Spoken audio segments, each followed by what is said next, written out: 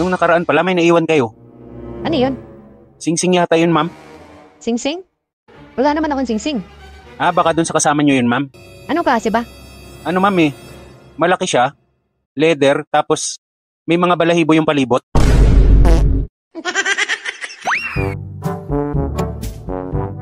Babe, tanong mo na kung may available pa na kwarto.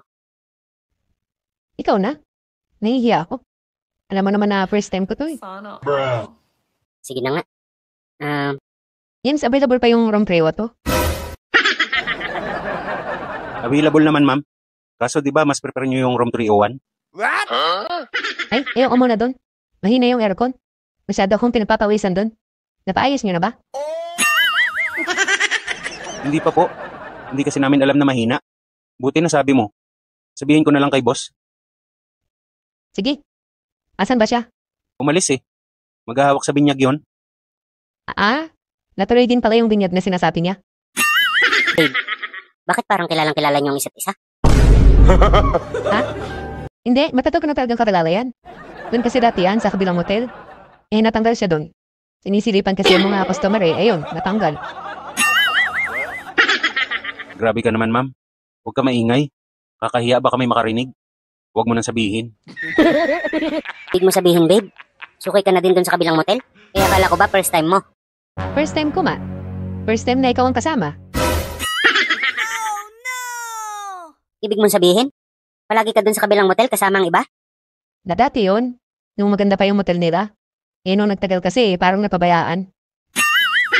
Marami nang surot yung mga kama nila. May mga mancha pa yung mga kubre kama nila.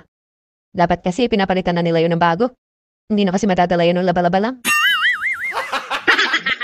Ma'am, hindi nga pala available yung room 302. Nagpipintura pala doon ngayon. Ang bakante na lang namin ngayon yung 304. Okay lang ba? Nako, barado yung CR nun. Nung nakaraan kasi, kumulog yung tiyan ko. Napasiar ako. Ayaw lumubog.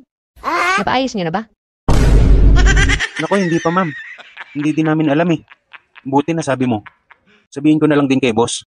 Kaso, yun na lang talaga available namin ngayon, ma'am. Willing to wait ba kayo? Mga 1 oras na lang naman may mag-check out na eh. Nako, ang tagal pa nun. Ano babe, lipat na lang tayo? May alam ako dyan sa kabila. Yung katabi nung lagi kong pinupuntahan dati.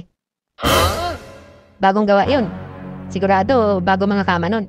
Ma'am, nung nakaraan pala may naiwan kayo. Ano yun? Singsing yata yun, ma'am. Singsing? Wala naman akong singsing.